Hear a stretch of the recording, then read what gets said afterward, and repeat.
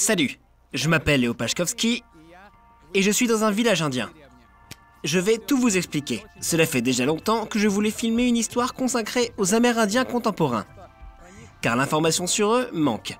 La plupart des Américains eux-mêmes pensent que les Indiens ont disparu depuis déjà longtemps. Mais ce n'est pas vrai. Ils vivent toujours et préservent leur culture. C'est pourquoi j'ai entrepris un voyage à travers les États dans la recherche de réserves indiennes. J'ai parcouru 9000 km et visité presque 20 États. Et je n'ai pas eu de succès. Nous plaisantions même que les Indiens nous avaient jeté un sort. Au bout du compte, nous avons réussi à filmer une réserve extrêmement isolée, d'une petite tribu de Zuni. Cette vidéo est déjà disponible sur notre chaîne. Vous devez obligatoirement la regarder. Mais au cours de notre voyage, nous avons découvert qu'il est plus facile maintenant de trouver les Indiens dans les villes que dans les réserves. Alors, je suis revenu à New York pour trouver la tribu de Lenape qui vivait ici avant l'arrivée des Européens. C'est à eux qu'appartenait Manhattan. J'ai même réussi à interroger leur ancien chef. Et c'est pourquoi dans cette vidéo, nous allons parler avec 3 représentants différents de 3 tribus différentes, qui vivent dans 3 villes différentes, pour découvrir comment vivent les Amérindiens contemporains, à quoi ils ressemblent, ce qu'ils mangent, ce qu'ils écoutent, quelle langue ils parlent et comment ils arrivent à préserver leur culture traditionnelle malgré sa destruction pendant des siècles. Wanishi Muhanao. Rencontrer Alushi Okwes. Son nom se traduit comme le renard. C'est l'ancien chef de la tribu de Lenape, qui habitait autrefois sur le territoire de New York contemporain. Ayant quitté son poste, il s'est impliqué dans la réanimation de la culture et de la langue de la tribu. Et comme il le dit lui-même, il lutte contre la disparition de la tribu de Lenape dans les livres d'histoire. Raven est le danseur de la tribu des Navajos, ou d'Innes. Les Navajos sont l'une des tribus les plus nombreuses dans les États-Unis contemporains. Ils comptent environ 300 000 représentants. Raven réunit le hip-hop et les danses traditionnelles des Navajos. Et il va essayer de promouvoir la culture de ses ancêtres. Je m'appelle Mark Cassidy. Mon nom de scène est Marx. Marx vient de la petite tribu Osage, qui est devenue largement connue grâce au film Killers of the Flower Moon. Elle est médecin généraliste et musicienne. Elle a mis au jour plusieurs albums dans lesquels elle fusionne le rock ainsi que la musique traditionnelle. Donc, je suis dans l'ancien village indien de Lenapehoking, ce qui se traduit comme la terre des Lenape, dans la langue des tribus qui possédaient Manhattan avant les Européens. J'ai réussi à avoir un rendez-vous avec l'ancien chef de la tribu des Lenape pour découvrir pourquoi les New-Yorkais d'aujourd'hui ne connaissaient quasiment rien des New-Yorkais d'antan. Ceux qui sont d'ailleurs toujours là en fait. Depuis l'arrivée des Néerlandais ici au XVIIe siècle, nous, les Lenape, luttons contre l'élimination de notre peuple. Nous sommes ici pour faire savoir que nous sommes encore vivants, pour leur faire savoir que nous avons encore notre langue, ainsi que notre culture. L'histoire des relations des colons et des Indiens, c'est également l'histoire des conflits armés sans fin. Les Blancs se battaient contre des Blancs, à l'aide des Indiens. Les Indiens se battaient contre des Indiens. Donc, ce qu'il faut comprendre, c'est que tout le monde se battait contre tout le monde. Au cours de cette histoire mouvementée, la variole, les transmigrations et les guerres, la population autochtone des États-Unis a considérablement diminué. Avant l'arrivée des Néerlandais, sur le territoire du futur New York, habitaient environ 20 à 30 000 Lenape. 100 ans après l'arrivée des Néerlandais sur leur terre, il ne restait plus que 3 000 Lenape. Au début du 19e siècle, il ne restait que 600 000 Indiens. Au début du 20e siècle, 100 ans plus tard, il n'y en avait que 250 000. L'extermination militaire était remplacée par l'extermination pédagogique. Au lieu d'une armée, c'était une école. Si vous voulez savoir comment les gens des autres pays vivent et voir plus de mes voyages, abonnez-vous à cette chaîne. Plus il y a d'abonnés, plus il y a de lieux incroyables que je pourrais vous montrer. Pourquoi la langue disparaissait? On nous l'a prise de force. Pour faire cela, les enfants indiens étaient placés dans des écoles-internats. On les séparait de leurs familles. Et on les forçait à être placés dans des écoles. Peut-être c'est l'une des expériences sociales les plus impitoyables, malheureusement les plus réussies de l'histoire. Le gouvernement des États-Unis et le gouvernement du Canada ont lancé une expérience visant à tuer des Indiens.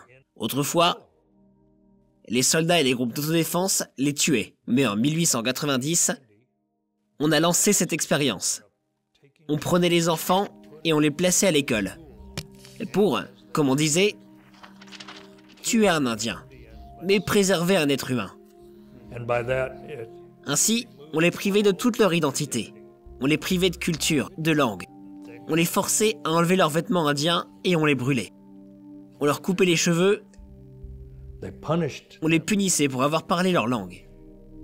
Or, les habitants en uniforme, on les forçait à apprendre et à obéir aux enseignements chrétiens. and On les forçait à acquérir des compétences. Par exemple, faire du pain. Ou, pour les filles, confectionner des robes.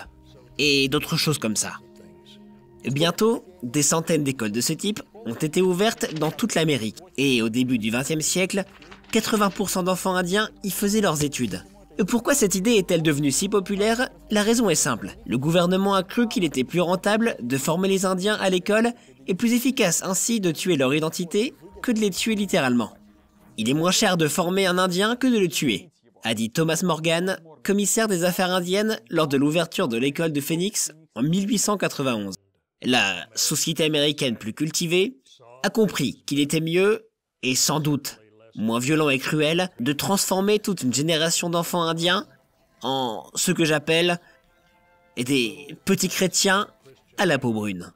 On privait les enfants de leurs vêtements. On leur donnait des pantalons et des jupes, et coupait leurs cheveux. On leur donnait souvent de nouveaux noms, souvent humiliants. Par exemple, Marie le visage enflé, Roy mauvais dents. Et parfois, on leur donnait des noms de familles américains très répandus, tels que Smith, Brown, Clark. Ou bien, on donnait des noms de présidents, et des vice-présidents ou d'autres personnalités éminentes. Il y avait beaucoup de punitions pour ceux qui ne voulaient pas obéir. Beaucoup de châtiments physiques et de violences psychologiques, semblables à ce qu'on fait dans l'armée. On te détruit pour te rendre obéissant, compliant. pour que tu obéisses et ne sois pas puni. Au fil du temps, mon père, son père, ils ont tous obéi, pour éviter la punition avant tout. Et on leur disait également, abandonnez vos coutumes, adoptez le mode de vie d'un blanc, si vous voulez survivre. Et mes parents, mon père et ses parents ont fait cela. Ils ont fait cela pour survivre. Mon père racontait qu'on le battait avec un bâton, lorsqu'il était petit, et qu'il fréquentait l'école. À chaque fois qu'il exprimait quelque chose, ou essayait de se souvenir de quelque chose sur sa culture, et en parlait, on le battait. Certains me racontaient qu'ils chuchotaient leur langue la nuit pour ne pas l'oublier. C'était le seul moment quand ils pouvaient le faire, lorsqu'ils étaient dans leur lit la nuit.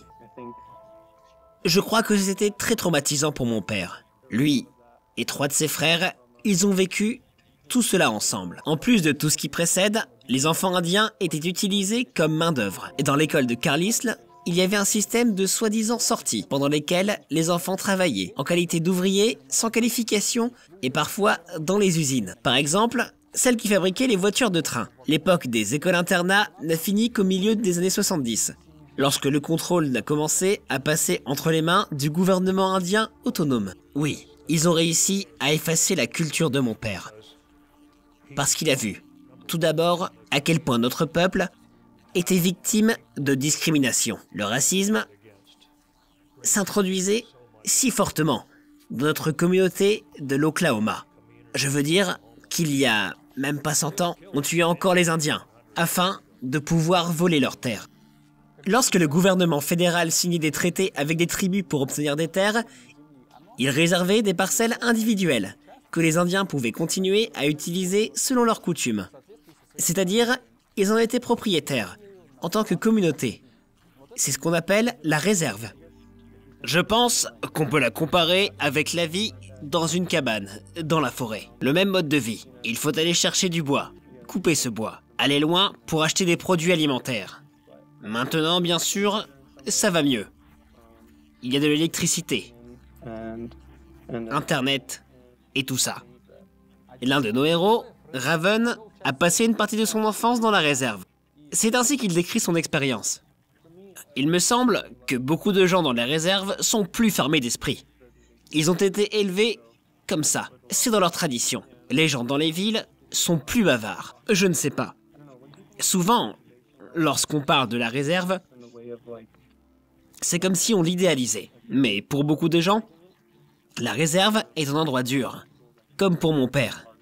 Il s'est fait tirer dessus plusieurs fois. Il pouvait mourir dans des situations différentes. Là, dans cette réalité. Là-bas, il n'y a pas assez de ressources, d'éducation, de soins médicaux.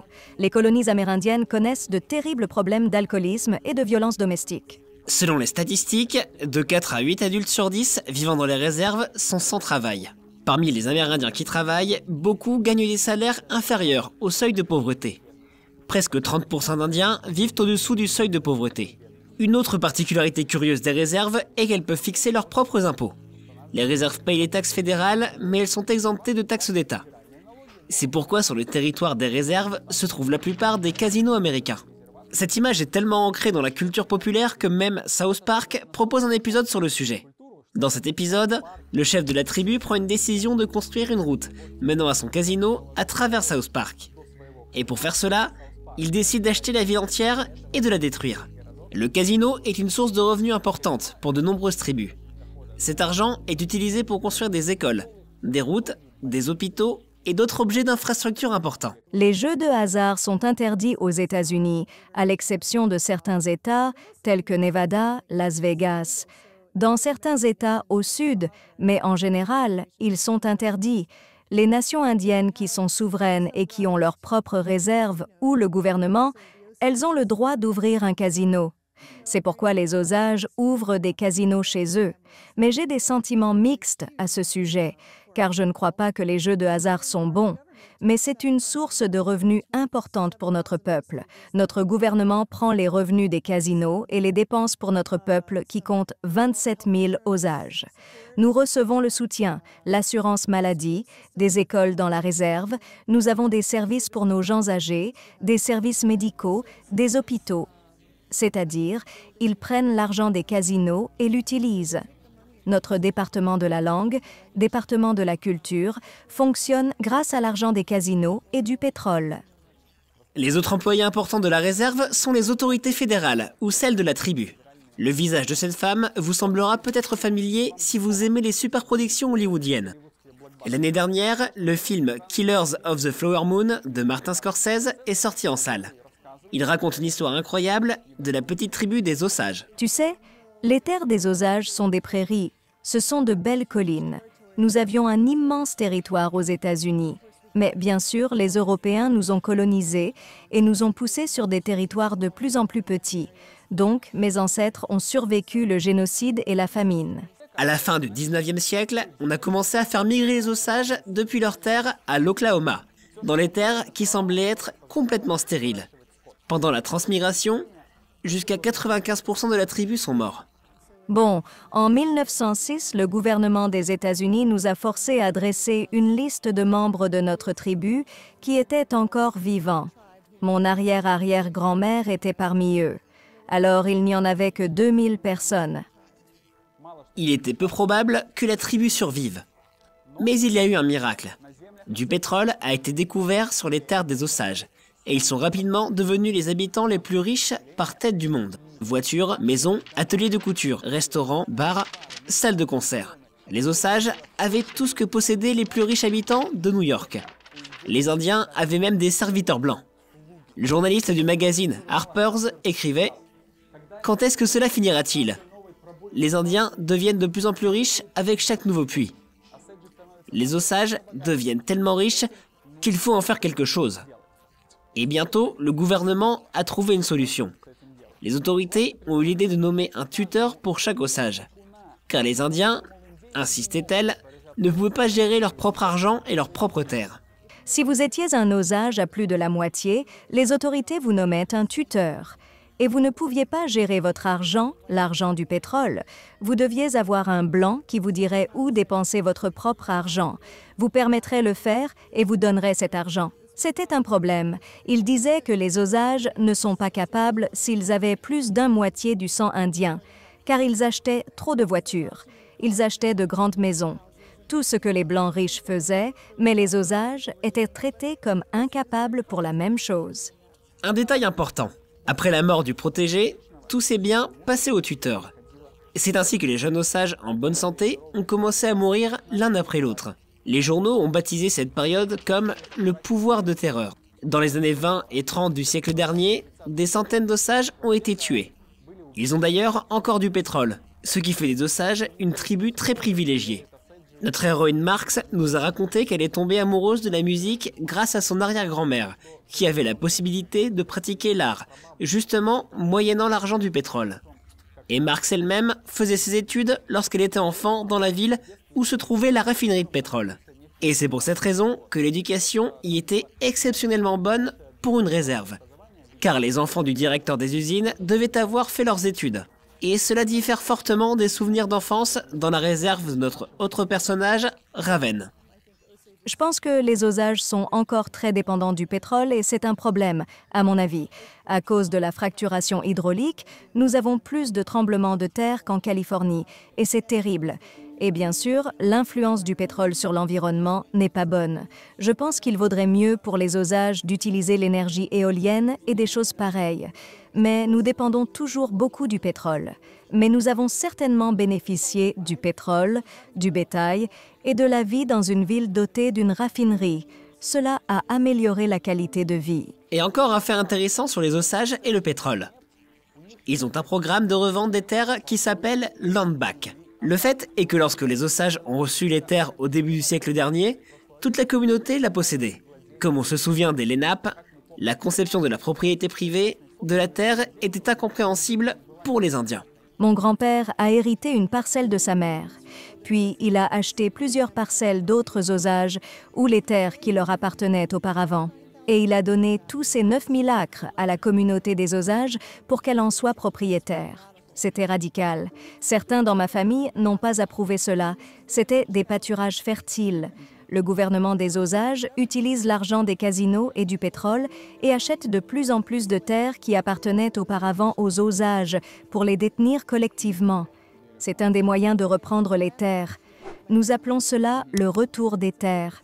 Tous les Indiens font comme ça pour reprendre possession de leurs terres. Ce n'est pas par hasard que le gouvernement a fait la liste de tous les membres de la tribu en 1906. Chacun a reçu une parcelle qui pouvait ensuite être vendue aux Blancs. Certains individus achètent les terres pour leur propre argent, pour que la tribu reprenne possession de leurs terres. C'est ce que le grand-père de Marx a fait, par exemple. C'est aussi à cela que le gouvernement tribal dépense l'argent du pétrole et les revenus des casinos. L'argent des Osages, provenant des casinos et du pétrole, ne va pas dans les poches des grands hommes d'affaires ou des fonctionnaires individuels, mais dans la communauté pour l'éducation. Dans les années 40 et 50 du siècle dernier, le gouvernement des États-Unis a adopté plusieurs lois visant à accélérer l'assimilation des Indiens. L'une de ces mesures consistait à faire déménager dans les villes. On a promis aux Indiens une éducation et un emploi. Et beaucoup sont partis dans l'espoir d'une vie meilleure. Et si en 1940, seulement 8% d'Indiens vivaient dans les villes, maintenant, ce chiffre est d'environ 80%. Il y a même une histoire sur ce sujet.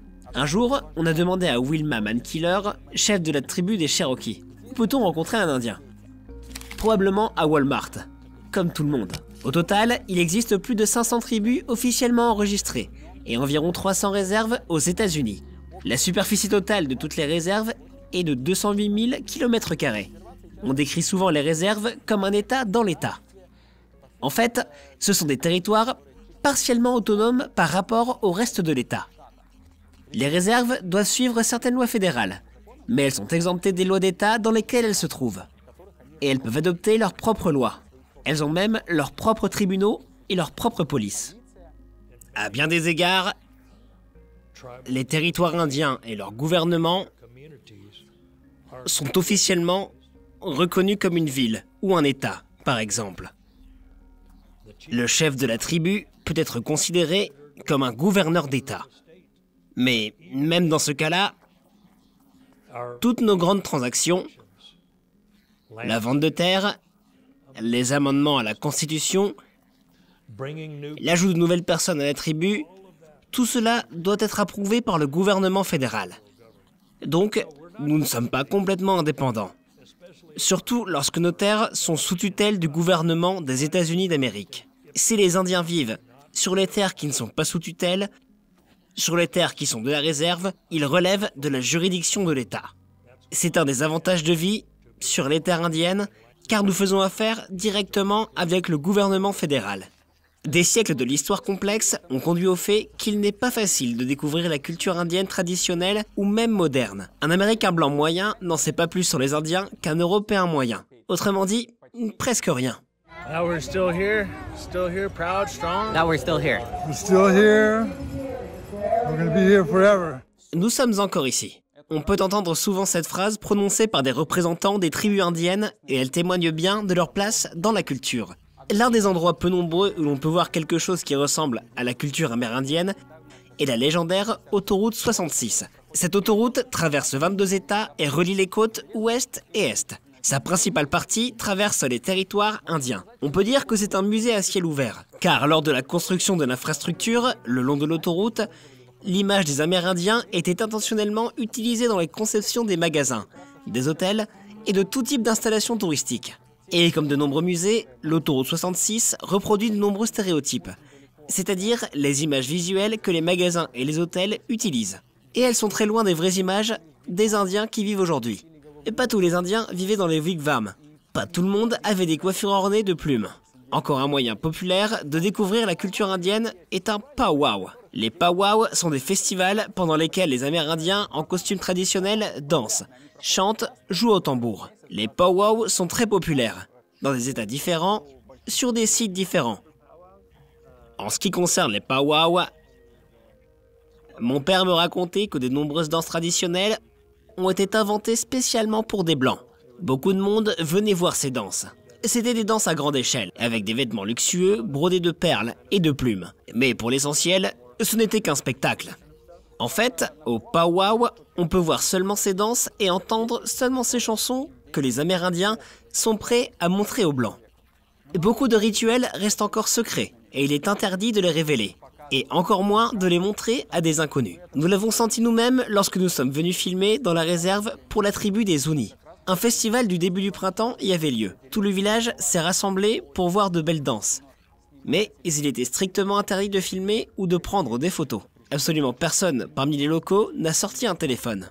Je pense qu'il est important de trouver un équilibre pour ne pas être trop fermé et pour repousser les limites de ce que l'on devrait être. Je crois que c'est la mission pour la jeune génération. Tu sais, il nous faut repousser les limites. Nous devons voir plus loin que nos parents, nos grands-parents, nos ancêtres. Quelle façon de préserver les traditions est correcte? C'est une question très complexe. Elle n'a pas de réponse simple et unique. Qu'est-ce qui est mieux? Conserver le rituel et le cacher des regards indiscrets, ou bien le montrer? Autrement dit, le célébrer. Pour moi, c'est le choix entre la préservation et la vénération. Lorsque l'on préserve quelque chose, pour qu'il reste le même, tu sais, sans modification. Lorsqu'on fait comme ça, ces connaissances ne restent que chez un petit groupe de personnes. Mais je pense aussi que si l'on veut quelque chose fleurir, on doit le pratiquer et le vénérer. Beaucoup de gens disent qu'ils ont l'impression de ne pas être assez indiens pour tout ça. Je le sentais aussi, depuis longtemps. Jusqu'au moment lorsqu'un de mes amis m'a dit une des choses les plus importantes à laquelle il faut penser. C'est le fait qu'on est toujours amérindien et que l'on est toujours vivant. Cela signifie qu'on fait assez. C'est ça, ça signifie qu'on est ici et qu'on est assez fort. Car dans les années 80, 60 et à tout moment plus tôt, ils essayaient d'exterminer tous les Indiens. Les jeunes Indiens préservent et développent les traditions à l'aide de différents moyens, y compris par l'intégration des éléments traditionnels dans la culture urbaine contemporaine. Par exemple, dans le hip-hop. Raven a appris à danser les danses traditionnelles de Navarro grâce à son père. Et puis il s'est passionné pour le hip-hop. Et maintenant, il combine ces deux éléments dans son œuvre. C'est fantastique. Et c'est naturel, car les traditions des Navarro et le hip-hop ont beaucoup en commun. Inattendu, n'est-ce pas? La tribu des Navarro a 4 montagnes sacrées. Ce sont des lieux d'origine de notre peuple, où nous entretenons un lien avec nos ancêtres. La culture du powwow et celle du hip-hop sont très similaires.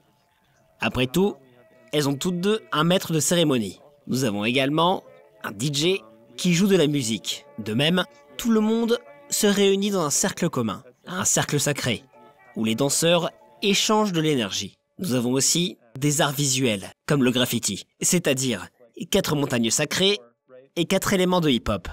Et c'est ainsi qu'ils se combinent. Et tu dis à toi-même, waouh, est-ce que cela peut être au hasard? Il est important de garder à l'esprit que la culture hip-hop est créée par des minorités. Elle est créée pour lutter contre le système. Et nous luttons également contre les systèmes en créant la communauté, en créant l'espace sécurisé autour de nous. car il est bien difficile de priver les gens de leur culture, quels que soient les efforts déployés. D'une certaine manière, il est encore plus facile pour la génération de mon âge d'apprendre et d'entretenir la culture pour la génération précédente. Il n'y a plus les lois qui soutiennent le racisme. L'accès à Internet a tout facilité, et certainement plus facile que pour la génération qui est passée par des écoles-internats. Marx ne parlait pas la langue des Osages. Comme vous le comprenez, personne ne l'enseignait à l'école, mais elle l'apprend maintenant. La tribu dépense activement l'argent du pétrole pour le développement de la culture, la préservation et la promotion de la langue. Parlez-vous la langue des Osages? Pas très bien. Je connais quelques mots. How est bonjour, Uena c'est merci. Et Wakanda est notre mot pour Dieu, ce qui signifie un grand mystère. Et j'aime que Wakanda, un grand mystère, n'a pas de genre. Ce n'est pas lui, c'est comme un grand mystère. J'apprends un peu. Tu sais, quand je grandissais, nous ne pouvions pas apprendre notre langue. Il n'y avait pas de lieu où nous pouvions l'apprendre, seulement si l'on vivait avec quelqu'un qui le parlait. J'ai une application pour le téléphone où j'apprends la langue des Osages. Il y a des leçons qu'on peut fréquenter, donc je fais tout mon possible. Dans la langue des Osages, il y a un mot « Awochka » qui signifie « je fais tout mon possible ». C'est pourquoi « Awochka ». Dans les écoles d'Oklahoma, dans les écoles publiques dans les années 70 et 80, lorsque j'étais au lycée, on nous parlait des colons blancs. On nous racontait un peu de l'histoire indienne, mais en général, on ne l'apprenait pas. Maintenant, lorsqu'on entre dans notre réserve, on voit un grand panneau qui dit que c'est le territoire des Osages. Il n'y en avait pas lorsque j'étais enfant. Dans ma ville natale, nous avons une statue d'ours debout. Il n'y en avait pas lorsque j'étais enfant. On n'enseignait pas la langue lorsque j'étais enfant. Certains de jeunes Osages nous critiquent car nous ne connaissons pas notre langue. Mais ils ne comprennent pas. Maintenant, ils l'apprennent déjà dans l'école maternelle. Mais je rappelle, lorsque je grandissais, je n'avais pas d'opportunité pareille d'apprendre notre langue natale. Tu comprends? Une autre histoire avec la langue des Navajo. Raven a raconté que c'était son père qui lui avait appris la langue. Malgré son enfance, dans l'école-internat, il n'a pas oublié la langue ni les traditions. Le fait est que la langue des Navajo est très compliquée. Elle est tellement compliquée que pendant la Seconde Guerre mondiale, elle a servi de base pour un code secret que les Japonais n'ont pas pu décrypter. 300 opérateurs radio Navajo, qu'on appelait Wind Talkers, sont la fierté de la tribu. Mon père m'a appris la langue des Navajo. Il montrait du doigt des choses différentes. Par exemple, des cactus. Il disait qu'en Navajo, ça s'appelait whoosh. Par exemple, c'est whoosh. Il parlait beaucoup des traditions différentes du peuple de Navajo. Il m'aidait beaucoup. Je connaissais certains mots, termes et phrases. Je sais me présenter. Salut. Probablement, l'histoire la plus complexe et de quelque manière étonnante, c'est celle de la tribu de Lenape, à cause de migrations constantes et de guerres. Les Lenape ont oublié leur langue. Les représentants contemporains de la tribu l'apprenaient à l'aide des enregistrements des anthropologues. C'est ainsi que Curtis lui-même a appris cette langue. Et maintenant, il l'enseigne aux autres et envoie même des SMS à sa petite fille dans la langue des Lenape. Mais malheureusement, il ne reste plus qu'une dizaine de locuteurs natifs capables de la parler couramment. Seulement quelques personnes parlent encore cette langue. Peut-être 50 personnes, ou même moins. Dans ma communauté, à l'Oklahoma, il n'y a plus personne qui parle couramment la langue. On la parle un peu, comme moi-même. Nous apprenons notre langue à l'aide des enregistrements qui ont été faits il y a 100 ans. Et maintenant, grâce aux autres historiens et linguistes, pas indiens d'ailleurs, nous avons retrouvé ces enregistrements. Ce sont des enregistrements sur des vieux cylindres de cire, une ancienne technologie. Nous les avons transformés en fichiers numériques pour que les gens puissent écouter avec leur téléphone. Nous avons maintenant un site web interactif avec notre langue. Nous avons des cours de langue. Mais, comme je l'ai déjà dit, Nous n'avons pas d'Indiens qui parlent la langue couramment. fluent speakers.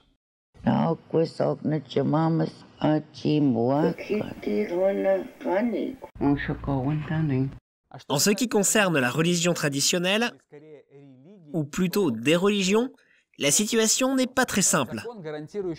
La loi garantissait la liberté de culte aux Indiens qui n'était adoptée qu'en 1978. On peut dire qu'on a abrogé la loi qui interdisait et punissait toute cérémonie religieuse traditionnelle des Indiens. Si l'on pense comment les Indiens ont réussi à survivre, c'est souvent parce qu'ils étaient très silencieux. On leur a permis d'avoir l'église avec Jésus et des chants indiens traditionnels. Avec des tambours, on leur a également permis de consommer du peyote, la plante sacrée pour des cérémonies. Tout cela en a fait une église amérindienne. C'est tout ce que nous avions en ce qui concerne notre religion. Même les danses cérémonielles qui ont lieu chaque juin, nous les avons prises de la tribu de Poncas. Nous n'avons plus nos propres chansons, nos propres cérémonies.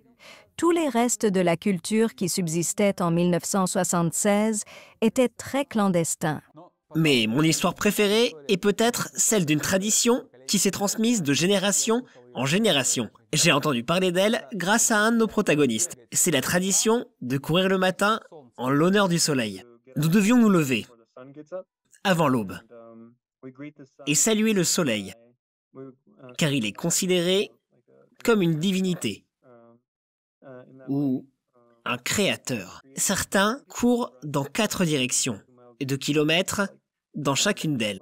D'autres vont courir simplement le long du chemin. Mon père, lui, court simplement autour de son quartier. Pendant de nombreux siècles, la tâche principale des Indiens a été simplement de survivre. Et ce n'est que récemment qu'ils sont réapparus dans les médias et dans la vie publique et politique. On a recommencé à parler des Indiens en 2016, lorsqu'il était décidé de construire une canalisation à pétrole sur le territoire de la réserve de Standing Rock. Et cette canalisation menaçait les réserves d'eau potable et les anciens cimetières de la région. Des milliers de personnes ont manifesté contre la construction pendant près d'1 an et ont combattu les autorités à plusieurs niveaux, y compris devant les tribunaux. Les manifestants ont installé un campement et la police a utilisé des canons à eau, des balles en caoutchouc et des chiens d'attaque contre eux. Formellement, les Indiens ont perdu, car la canalisation a tout de même été construite. Mais ils ont gagné en quelque sorte. On a recommencé à parler des droits des Indiens tant à l'intérieur qu'à l'extérieur du pays. En grande partie grâce à YouTube. Des millions de personnes ont regardé les vidéos consacrées aux manifestations. Comme on me l'a expliqué, c'est l'équivalent du mouvement Black Lives Matter parmi les Amérindiens. À propos, les représentants de ce mouvement ont soutenu les Indiens dans leur lutte. C'était lorsque la tribu de Lakotas du Dakota du Sud s'est réunie pour protester contre la canalisation à pétrole qui traversait illégalement leurs terres. Cette manifestation s'est transformée en un immense soulèvement d'Indiens venus les aider de tout le pays. Cela ressemblait au mouvement Black Lives Matter, seulement pour des Amérindiens. Ils défendaient leurs eaux et leurs terres, car ils ne voulaient pas que cette canalisation à pétrole traverse leurs rivières. Ce mouvement est devenu très visible. La lutte des Indiens pour leurs droits continue également au niveau des symboles. Par exemple, les images indiennes sont souvent utilisées en tant que mascottes, c'est-à-dire des talismans des équipes de sport. En 2020, une des équipes de football américain a dû changer le nom de leur équipe, après un grand scandale. Le fait est que l'équipe s'appelait Redskins. À un certain moment, les parrains ont menacé qu'ils cesseront de soutenir l'équipe si elle ne changeait pas de nom. C'est pourquoi l'équipe porte maintenant un nom prosaïque, les Washington Commanders. La plupart des Américains contemporains pensent que tous les Amérindiens ont disparu.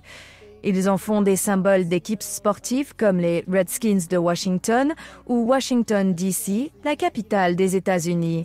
C'est l'équipe de football américain. C'est l'équipe de la capitale des États-Unis.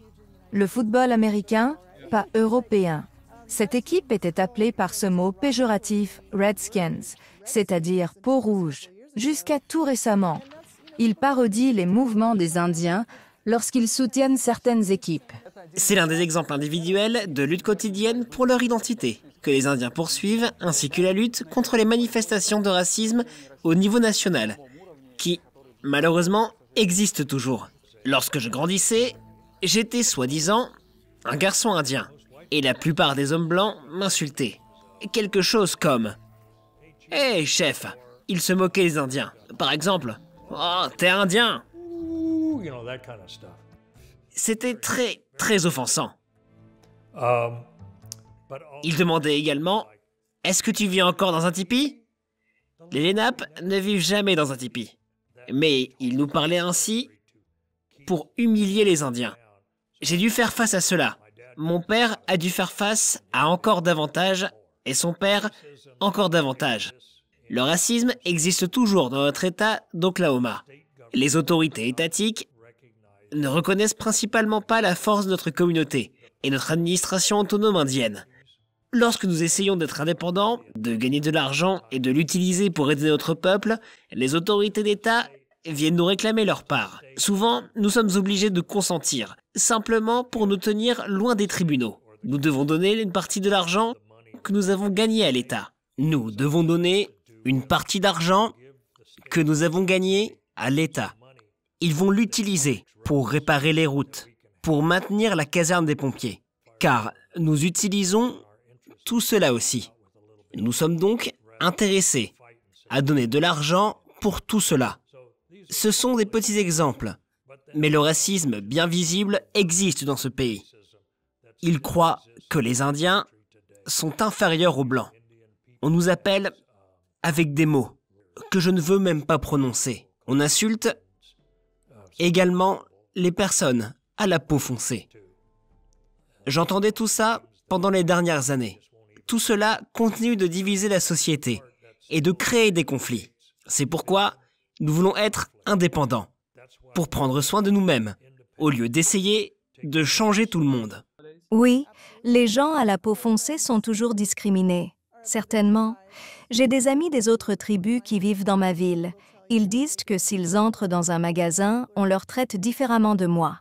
On les suivra pour s'assurer qu'ils ne volent rien. Oui, il existe certainement une discrimination envers les personnes à la peau plus foncée. Et l'une des nombreuses questions difficiles liées avec des Indiens contemporains est de savoir quelle est la bonne façon de les appeler. Et la seule réponse correcte n'existe pas. Je suis d'origine mixte. J'ai du sang allemand, irlandais et indien de Navarro. Je me sens comme un pont entre ces différentes cultures. Lorsque je grandissais, j'ai compris que je peux bénéficier de mon origine mixte, car je suis assez blanc pour m'intégrer parmi les blancs, et en même temps, assez indien pour m'intégrer parmi les Indiens. Le nom traditionnel indien est apparu à cause d'une confusion historique, car Christophe Colomb croyait sincèrement qu'il était venu en Inde. Et cette erreur a défini pour longtemps le nom des indigènes des États-Unis d'Amérique. Amérindiens, indigènes ou d'après l'appartenance à une certaine tribu. Et donc, les variantes sont nombreuses et chacun a sa propre opinion sur le sujet. Il ne faut jamais appeler un Indien avec le mot « sauvage ». Ce mot, pour nous, c'est l'équivalent du N-word. Beaucoup pensent, de nos jours, je pense, correspondent à la définition d'indigène. C'est la variante la plus sûre d'appeler quelqu'un. Par exemple, les artistes indigènes. Les indigènes ceci, les indigènes cela. Pour compliquer encore davantage le sujet déjà complexe de l'identité, laissez-moi vous raconter une histoire. De nombreuses tribus indiennes avaient des mots spéciaux pour désigner les gens avec l'identité de genre non standard, comme on dirait aujourd'hui. Maintenant, les Amérindiens les appellent les gens avec deux âmes. Et la tribu des Osages a même un mot spécial pour cela, qui se traduit comme un homme contrôlé par la lune. Nos traditions orales possèdent des mots pour ces types d'identité. Dans la langue des Osages, il existe un mot « Mikogwe » qui signifie un homme contrôlé par la lune. C'est l'un des mots encore vivants dans notre langue. L'un de nos enseignants nous a raconté que nous, les personnes à deux âmes, pouvons utiliser le mot « Mikogwe » pour lui redonner vie. Car ce mot existe toujours, mais il n'est pas fréquemment utilisé à cause de notre passé colonial, du christianisme, des écoles-internats. Une grande partie de notre culture a été perdue, y compris celle de personnes à deux âmes. Qu'est-ce que c'est que d'être un Indien contemporain? Comment est-ce que cela se définit? Il est bien difficile de rencontrer un Amérindien de sang pur de nos jours. Tous les héros de notre vidéo sont des descendants d'indigènes et de colons européens. c'est-à-dire les enfants de mariage mixte.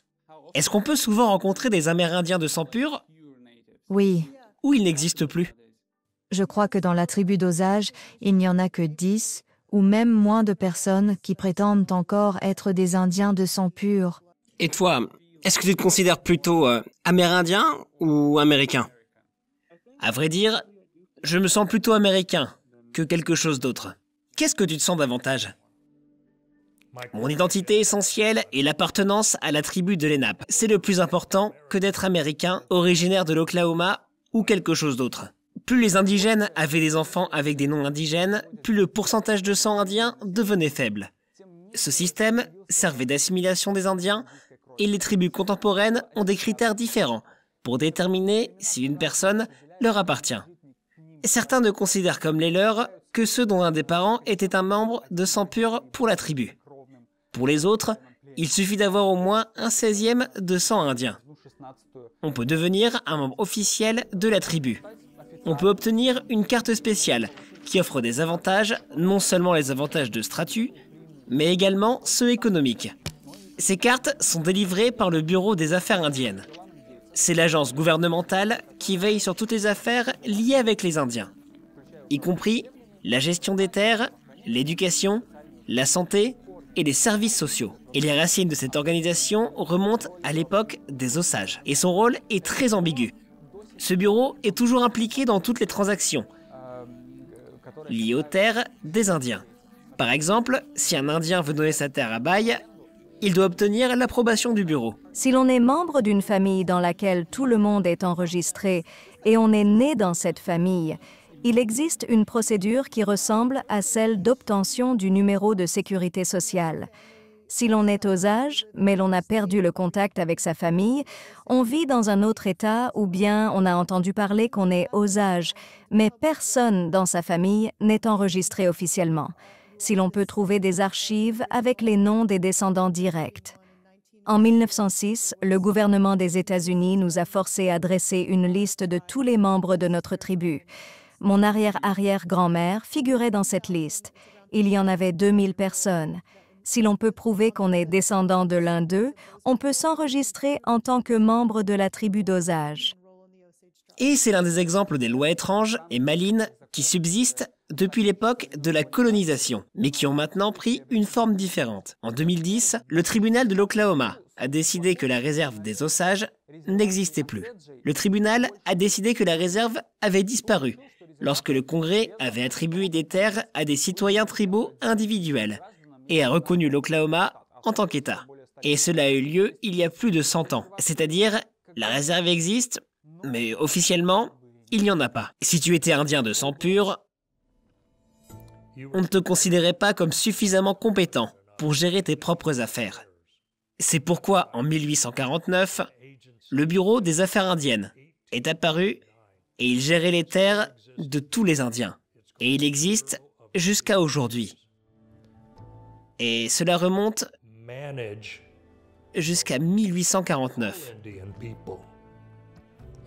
Alors qu'on pensait que les Indiens n'étaient pas assez intelligents pour gérer leurs propres affaires. Et on le fait toujours. Les terres des Indiens sont la propriété des États-Unis. Ils gardent le droit de propriété pour toutes les terres indiennes. Et les Indiens doivent obtenir un permis de gouvernement s'ils veulent vendre, donner à bail ou faire encore quelque chose avec leurs terres. Qu'est-ce que signifie alors le mot réserve? Autrement dit, la terre ne vous appartient pas? La terre était réservée pour les Indiens. Mais la notion européenne de possession et de gestion des terres ne l'était pas. Même de nos jours, le gouvernement des États-Unis reste le propriétaire des terres et les détient en fiducie pour le compte des Indiens. Ne peux-tu pas être le propriétaire de ta parcelle? N'est-ce pas ta propriété privée? Du point de vue technique, par exemple, si je détenais la terre indienne, cette terre serait la mienne. Mais le droit de propriété, pour elle, appartient aux États-Unis. Pour conclure, je voudrais dire que je trouve très tragique, très absurde, que de nombreux jeunes Indiens n'en sachent pas beaucoup plus sur leur propre culture que les Américains blancs. Aujourd'hui, ils doivent apprendre à nouveau leur langue, restaurer leur histoire, culture, leurs traditions. Les États ne disposent plus de lois qui soutiennent directement l'élimination d'identités culturelles ou la discrimination raciale. Mais de l'autre côté, il y a encore beaucoup de lois tortueuses qui continuent de discriminer les Indiens du point de vue tant économique que politique. Et le racisme quotidien à leur encontre continue d'exister. Et le racisme quotidien à leur encontre continue d'exister. Et cela signifie que la lutte contre les Indiens... Et cela signifie donc que la lutte contre les Indiens continue toujours. Mais en même temps, la lutte des Indiens pour leurs droits, pour leur culture, pour leur existence, pour leur place dans ce pays et la possibilité d'avoir une voix dans ce pays. Cette lutte continue également. Seule, sa forme a changé. Maintenant, au lieu de la violence ouverte et des armes, l'économie et la jurisprudence sont utilisées. C'était Léo de la chaîne du Monde Fou, des réserves des États-Unis, ou plutôt des villes américaines où vivent aujourd'hui les Amérindiens. Écrivez dans les commentaires ce que vous pensez de toute cette histoire tragique qui peut encore avoir une bonne fin. Je l'espère. Discutons-en. C'est un sujet très intéressant. Et n'oubliez pas d'appuyer sur j'aime. Sur la cloche, n'oubliez pas de vous abonner pour ne pas manquer nos nouvelles vidéos. C'était Léo Paszkowski et Monde Fou. À bientôt!